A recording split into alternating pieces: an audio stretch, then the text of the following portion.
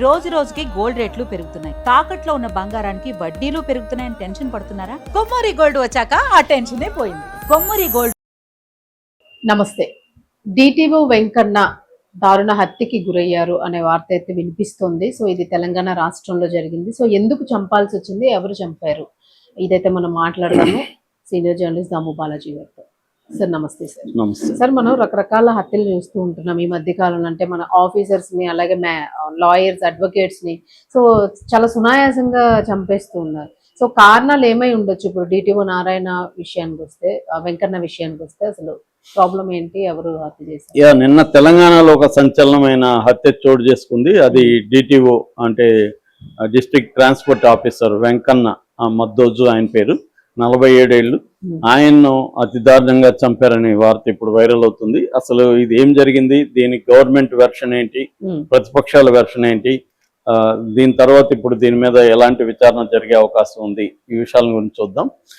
నిన్న ఈయన యాక్చువల్గా వెంకన్న 3న జగిత్యాల నుంచి భూపాలపల్లికి ట్రాన్స్ఫర్ అయ్యాడు. మొన్న 3వ తేదీ ట్రాన్స్ఫర్ అయ్యాడు. సో ఇది జరిగింది కూడా జయశంకర్, భూపాలపల్లి జిల్లా గణపురం మండలం చెల్పూరులో వీళ్ళ ఆఫీస్ ఉంది.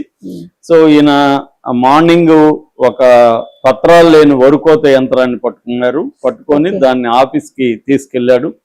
అది కారు గేటు దగ్గర ఆపి నిలబడి ఉన్నాడు. నిలబడి ట్రాఫిక్ ని ఆపుతున్నాడు, ఎందుకంటే అది ఆఫీస్లోకి వెళ్ళాలి ఈ వరుకోత యంత్రం. ఇది ఒక పక్క వెళ్తూ ఉంది, ఈయన కారు దగ్గర నిలబడి ట్రాఫిక్ చేస్తున్నాడు. సడన్ గా ఒక వెహికల్, బొగ్గు లారీ చాలా వేగంగా వచ్చి ఫస్ట్ దీన్ని ఢీకొనింది, వరికోత యంత్రాన్ని ఢీకొని. తర్వాత డ్రైవర్ లెఫ్ట్ కి తిప్పేసరికి ఈయన నిలబడి ఉన్నాడు కదా, ఈయన మీదకి వెళ్ళిపోయింది. ఆయన కింద పడిపోయాడు. కింద నుంచి వెనక చక్రాలు ఆయన నడుము మీదుగా వెళ్ళాయి. దాంతో నడుము నుజ్జు అయిపోయింది, బ్లడ్ అంతా కారిపోయింది, స్పాట్ డెడ్ అన్నమాట. అక్కడ ఉన్న వాళ్ళందరూ షాక్ అయ్యారు, ఎందుకంటే వాళ్ళతో మాట్లాడుతూ ఒక పక్క చేస్తున్నాడు ఆయన, అందుకనే గమనించలేదు. ఇది అరౌండ్ 9:30కి మార్నింగ్ జరిగింది. ఇదేమో మల్లార్ మండలం తాడిచెర్ల నుంచి కాకతీయ థర్మల్ పవర్ ప్లాంట్ కి బొగ్గుని, కేటీపీపీ అంటారు, అక్కడికి బొగ్గుని తీసుకెళ్తున్న లారీ అన్నమాట. ఆ లారీ డ్రైవర్ ను కూడా వీళ్ళు మహమ్మద్ తస్లీం, ఆ లారీ డ్రైవర్ పేరు, అతను కూడా అదుపులోకి తీసుకున్నారు. అయితే దీని మీద పొన్నం ప్రభాకర్ ట్రాన్స్పోర్ట్ మినిస్టర్ ఆయన దిగ్భ్రాంతి వ్యక్తం చేశాడు. అయితే ఆయన ఇది యాక్సిడెంట్ గానే ఆయన చెప్తున్నాడు. యాక్సిడెంట్ ఇది, మహమ్మద్ తస్లీంని మేము విచారించాము, ఇది యాక్సిడెంట్, ఇది దురదృష్టకరము అని చెప్తున్నారు. దాంతోపాటు సీఎం కూడా దిగ్భ్రాంతి వ్యక్తం చేసి దీని మీద ఇమ్మీడియట్ గా ఒక ఎంక్వైరీ వేసి నిగ్గు తేల్చి దోషుల్ని శిక్షించాలన్నాడు. జాయింట్ ట్రాన్స్పోర్ట్ కమిషనర్ చంద్రశేఖర్ గౌడ్ని దీంట్లో విచారణాధికారిగా నియమించారు. విచారణ మొదలైంది. ఇతనైతే ఇప్పుడు అదుపులోకి తీసుకున్నారు.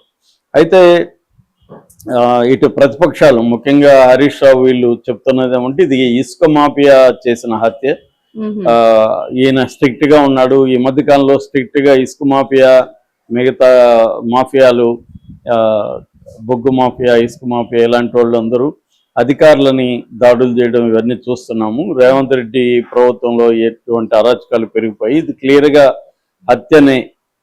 లేదంటే కారు దగ్గర నిలబడి ఉన్న వ్యక్తిని వచ్చి ఈ లారీ వచ్చి గుద్దేయడం అనేది ఆశ్చర్యకరము. అది ఎందుకంటే అక్కడ ఈయన ట్రాఫిక్ కంట్రోల్ చేస్తున్నాడు, స్లోగా వెళ్తున్నాయి, అంత వేగంగా వచ్చి ఎలా కొడుతుంది వెహికల్, కాబట్టి ఇది క్లియర్ గా హత్య అనేది ఆయన చెప్తున్నాడు. అయితే మరి అక్కడ సీసీటీవీ ఫుటేజ్లు అవన్నీ పరిశీలిస్తున్నారు, ఇతన్ని అదుపులోకి తీసుకున్నారు. ఇప్పుడు వీళ్ళు అంటే సైంటిఫిక్ గా కానీ దీన్ని ఇన్వెస్టిగేట్ చేస్తే హత్య లేకపోతే యాక్సిడెంట్ అనేది తెలిసిపోవడం పెద్ద విషయం కాదు. కాకపోతే మరి తెలుస్తుందా, దీని మాఫియా అంటేనే రాజకీయ నాయకులు లేకుండా మాఫియాలు ఉండవు, మరి ఆ స్థాయి మాఫియా ఉందా? ఈ మధ్య కాలంలో చాలా సార్లు మనం చెక్ చేసే పోలీసులను కూడా కొట్టేసి లాక్కపోవడాలు అవన్నీ కూడా తెలంగాణలో చూస్తున్నాము. సో ఇది కూడా అలాంటిదేనా, కావాలనే ప్లాన్డ్ గా ఇతను చంపడానికే ప్లాన్ చేసుకుని ఇలా వచ్చారా? ఆ మధ్య కూడా ఇక్కడ అడ్వకేట్ని ఇలాగే కారులో ఎక్కుతుంటే వచ్చి పక్క నుంచి కొట్టి చంపేశారు. సో ఇది కూడా అలాంటిదేనా అనేది ఇప్పుడు అందరికీ ఉన్న అనుమానాలు అన్నమాట. మామూలుగా ఏంటంటే ఈ మాఫియాకి ఎవరైనా గట్టిగా, అంటే మామూలుగా వాళ్ళు మాఫియా ఏం చేస్తారంటే అధికారులని కొనేయడం ఫస్ట్ చేస్తారు. సో ఎవరైనా కొనడానికి రెడీగా, అంటే అమ్ముడు పోవడానికి రెడీగా లేకుండా సిన్సియర్గా డ్యూటీ చేస్తూ అడ్డుపడే వాళ్ళని, ఇంకా వాళ్ళకి వేరే మార్గం లేకుండా ట్రాన్స్ఫర్లు కూడా ట్రై చేస్తారు. ట్రాన్స్ఫర్లు కూడా లొంగకుండా ఎక్కడ పోయినా ఇదే పనిలో ఉన్నప్పుడు వాళ్ళని చంపేసే అవకాశాలు ఉన్నాయి. కాకపోతే జనరల్గా చేసేటప్పుడు యాక్సిడెంట్లుగా ఎక్కువ చేస్తారు. యాక్సిడెంట్ లాగా బయటికి కనబడతా ఉంటుంది, కానీ అది హత్య. సో ఇప్పుడు ప్రతిపక్షం మాట్లాడుతుండేది ఆ యాంగిల్లోనే మాట్లాడుతున్నారు.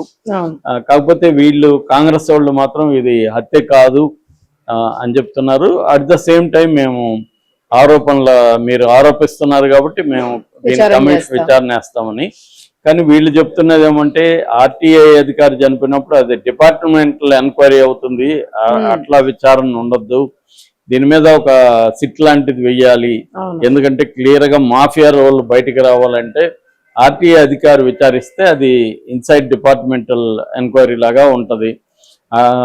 కాబట్టి దీనికి సమర్థులైన ఇన్వెస్టిగేషన్ లో ఎక్స్పర్ట్ ఉన్న వాళ్ళని వెయ్యాలి. ఎందుకంటే దీంట్లో అనేక యాంగిల్స్ లో నుంచి విచారణ చెయ్యాలి, ఇన్వెస్టిగేట్ చేయాలి. కాబట్టి ఇది సరైనది కాదని వీళ్ళు అంటున్నారు. వాళ్ళ ఫ్యామిలీ మాత్రం ఇప్పటివరకేం ఆరోపించలేదు. వాళ్ళు హనుమకొండలో ఉంటారు. సో వాళ్ళ ఇంటికైతే డెడ్ బాడీని పోస్ట్ మార్టం జరిపి తీసుకెళ్లారు. వాళ్ళ ఇంట్లో ఒకరికి ఉద్యోగం ఇస్తామని, తర్వాత వాళ్ళకి సంబంధించిన నష్టపరిహారం అంతా కూడా కట్టిస్తాము, ఇతను చివరి జాబ్ రిటైర్మెంట్ వరకు జాబ్ చేస్తున్నట్టుగానే పరిగణలోకి తీసుకుని శాలరీ కూడా ఇస్తాము, ఇవన్నీ వీళ్ళు చెప్తున్నారు.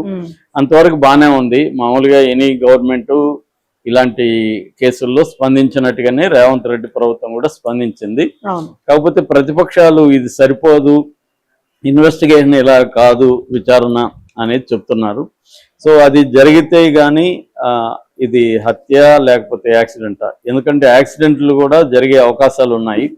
ఒక్కోసారి బొగ్గు లారీలు లేకపోతే ఇలాంటివి సరైన బ్రేకులు లేకుండా అర్లీ మార్నింగ్ రావడం. ఆ మధ్య కూడా పెద్ద బస్ యాక్సిడెంట్ జరిగింది, గ్రావెల్ తీసుకెళ్తూ. వాళ్ళు కూడా అర్లీ మార్నింగ్ వచ్చేసి అతి వేగంగా వస్తుంటారు. వాళ్ళు ఆ వేగంగా వచ్చినప్పుడు కంట్రోల్ చేయడం అనేది మిస్ అయిపోయినప్పుడు కూడా జరిగే అవకాశాలు ఉన్నాయి. సో కాకపోతే ఏంటంటే అది చాలా దారుణంగా జరిగింది యాక్సిడెంట్. ఆయన అంటే ఎవరు కూడా ఊహించలేదు. కారు దగ్గర ఉన్న వ్యక్తి పక్కన ఆయన పక్కన ఇమీడియట్ గా ఎవరు లేరు, కొద్ది దూరంలో ఉన్నారు, వాళ్ళకి ఏం కాలేదు. అంటే వాళ్ళ ఆఫీసులో స్టాఫ్ వాళ్ళు ఉన్నారు, ఈ వెహికల్ ని లోపలికి తీసుకెళ్ళడానికి ట్రై చేస్తున్నారు కదా. అందుకని వాళ్ళ కళ్ళ ముందు జరగడంతో వాళ్ళందరూ షాక్ అయిపోయారు. ఎలా స్పందించాలో ఇమీడియట్ గా తీసుకెళ్లారు, కానీ అప్పటికే ఆయన డెడ్. ఎందుకంటే 2 చక్రాలు లారీ చక్రాలు ఎక్కేసాయి కాబట్టి ఇక్కడ నుజ్జు అయిపోయింది బాడీ కింద. సో బ్లడ్ విపరీతంగా వెళ్ళిపోయింది అనమాట. అందుకని ఆయన స్పాట్ డెడ్ యాక్చువల్ గా. సో విచారణలో ఏం తేలుతుంది అనేది చూడాలి మనం.